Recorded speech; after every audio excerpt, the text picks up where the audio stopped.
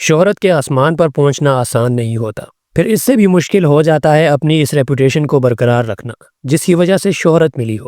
دھرو راٹھی بھارت کے ایک مشہور یوٹیوبر ہیں جن کی وجہ شہرت تحقیقی ویڈیوز ہے۔ ان ویڈیوز میں وہ اس بات کا خیال رکھتے ہیں کہ کوئی بھی بات غیر تصدیق شدہ نہ ہو، پھر ہر ٹاپک پر لوگوں کو امید ہوتی ہے کہ اس موضوع پر ہمارا پسندیدہ یوٹیوبر کیا کہے گا، جب وہ بتائے گا تو صحیح صورتحال سامنے آئے گی۔ لوگ انتظار کرتے ہیں، یہ امید ہوتی ہے لوگوں کو کہ اس پلیٹ فارم سے کیا سامنے آئے گا۔ اسی طرح دھرو راٹھی سے بھی لوگوں کو امید تھی کہ قافلہ لٹنے کی صحیح تفصیلات دھرو راٹھی کے چینل سے ریلیز ہوں گی، لیکن بدقسمتی سے اس پوری جنگ کے دوران دھرو راٹھی نے کل ملا کر 3 ویڈیوز بنائیں۔ پہلی ویڈیو پہلگام اٹیک سے ریلیٹڈ تھی جس میں پاکستان کو قصوروار ٹھہرا دیا اور یہ سوال اٹھایا کہ ہماری سیکورٹی کہاں تھی۔ اس ویڈیو میں کسی بھی مقام پر یہ ثبوت پیش نہیں کیا گیا کہ اٹیک کے 10 منٹ کے اندر اندر بھارتیوں کو یہ کیسے پتہ چل گیا کہ حملہ پاکستان نے کروایا ہے۔ دوسری ویڈیو انہوں نے ویل مچھلیوں سے ریلیٹڈ بنائی کیونکہ بھارت اور پاکستان کی جنگ سے زیادہ ویل مچھلیاں اہم تھی۔ تیسری ویڈیو ان کی ریلیز ہوئی جس کا انتظار تھا، جس وجہ سے دھرو راٹھی نے شہرت پائی ہے۔ اس میں توقع کی جا رہی تھی کہ سیز فائر کے بعد اب وہ پہلگام حملے سے لے کر سیز فائر تک پوری داستان منٹ بائی منٹ بتائیں گے کہ کب کس وقت اصل میں ہوا کیا تھا، لیکن ایسا کچھ نہیں ہوا۔ ایسا لگتا ہے کہ جنگ کیوں ہوئی، جنگ میں کیا ہوا، جنگ کون جیتا کون ہارا، جنگ شروع کرنا کس کی حماقت تھی، جنگ کے علاوہ جو پاکستان نے دروازے کھولے تھے انہیں کیوں استعمال نہیں کیا گیا، بدماشی کیوں دکھائی گئی اور بدماشی کا انجام کیا ہوا۔ ان باتوں سے دھرو راٹھی کو کوئی دلچسپی نہیں تھی، یا پھر یہاں بتانے لائق ان کے پاس کچھ ایسا تھا نہیں جس سے عزت بچائی جائے۔ دھرو راٹھی کی مکمل ویڈیو ان کی اپنی ریپوٹیشن کے برخلاف جاتے ہوئے دکھائی دے رہی تھی۔ یہ وہی دھرو راٹھی ہیں جو کئی عرصے سے انڈین نیوز چینل کو کرٹیسائز کرتے رہے ہیں اور کہتے تھے انڈیا کے نیوز چینل جھوٹ پھیلاتے ہیں، ان کے نیوز چینل غلط خبریں لوگوں تک پہنچاتے ہیں، اور اب یہی دھرو راٹھی اپنی ویڈیوز میں انڈین نیوز چینلز کی خبروں کو حوالہ بنا کر لوگوں کو بتا رہے ہیں کہ پاکستان دہشت گرد ہے۔ یہ اچانک سے دھرو راٹھی کو انڈین نیوز چینل سے اتنا لگاؤ کیسے ہو گیا؟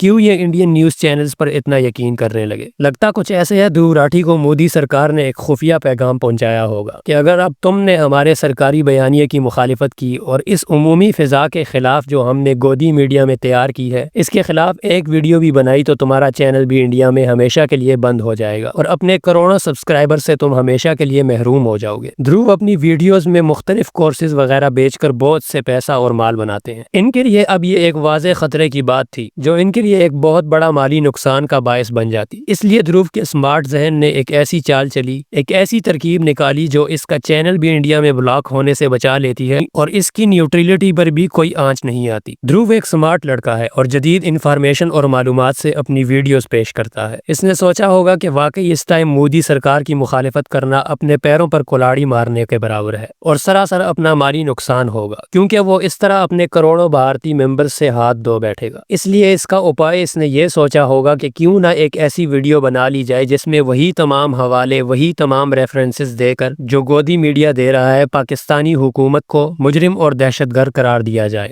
اور اس کے خلاف بھی وہی جنگی مہم کا آغاز کر دیا جائے جو انڈین سرکار کر چکی ہے۔ اس طرح اس پر دیش بھکت ہونے کا بھی ٹیگ لگ جائے گا اور وہ اپنا چینل بھی آسانی سے بچا لے گا اور مالی نقصان سے بچ جائے گا۔ اس نے اپنی ویڈیو میں تمام کے تمام وہی گودی میڈیا کے ریفرنسز دیے جو یہ میڈیا کئی عرصے سے اپنی سوشل اور مین سٹریم میڈیا پر دے کر جنگی جنون کی آگ بھڑکا رہا تھا، جو سب کا سب بغیر کسی ثبوت، بغیر کسی تحقیق اور بغیر کسی ریجنل سوچ کے مطابق پاکستان سے جنگ کی آگ بھڑکا رہا تھا اور اپنے تئیں جنگ جتوا بھی چکا تھا۔ تو دھرو راٹھی نے یہ سمارٹ کام کیا کہ اگر میں اس گودی میڈیا کے دیے ہوئے ناکافی اور غلط سلط ثبوتوں پر مشتمل ویڈیو بنا لوں گا تو یقیناً پاکستانی چپ تو نہیں بیٹھیں گے، ایک ایک کر کے وہ تمام گودی میڈیا کے پھیلائے ہوئے اس جھوٹ کے بیانیوں کو پکڑ لیں گے اور ان کے تمام جھوٹ کو ریفرنسز سمیت پروف کر دیں گے کہ یہ گودی میڈیا کے دیے گئے ثبوت محض گوزشتر ہیں اور ان کی ردی کے برابر حیثیت نہیں ہے۔ اسی لیے اسی طرح کی بات ہوئی، ایک کے بعد ایک بہت سارے مشہور پاکستانی صحافیوں، یوٹیوب کانٹینٹ کریئٹرز اور دیگر پاکستانی بلاگرز جیسے منصور علی خان، مزمل شاہ، جاوید چودھری، شہزاد غیاث وغیرہ نے اس پر ویڈیو بنا لی جس میں وہ تمام دھرو کے دیے ہوئے گودی میڈیا کے دیے ہوئے دلائل اور ثبوت کی دھجیاں بکھیر دی اور ان کا جھوٹا ہونا بآسانی ثابت کر دیا۔ اور اب تک دھرو راٹھی کی اس ویڈیو کی مخالفت میں پاکستانیوں کی ویڈیوز آ رہی ہیں اور ایک ایک کر کے ساری سچائی سامنے آ رہی ہے۔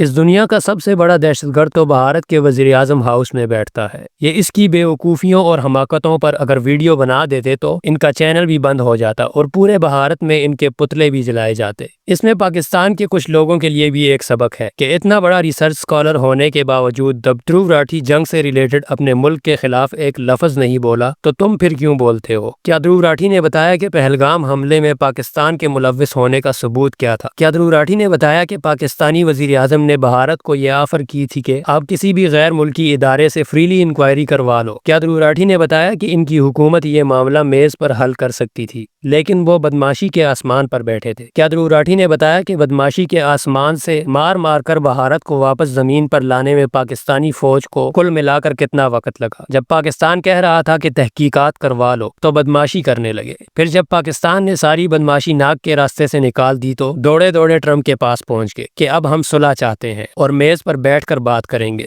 پاکستان تو کہہ رہا تھا کہ جنگ اچھی چیز نہیں ہے، چلو بیٹھ کر معاملے کو سلجھا لیتے ہیں، لیکن اس وقت آپ کو اپنے رافیل کی اڑان دیکھنی تھی، آپ کو اپنے S-400 کی دفاع کا نظارہ کرنا تھا اور LOC پر ہولی منانے کا شوق تھا۔ امید ہے شوق پورا ہو گیا ہوگا اور کھیل لیا اپنے رافیل کے کھلونے سے اور پتہ چل گیا ہوگا کہ بدماشی سے مسائل حل نہیں ہوتے۔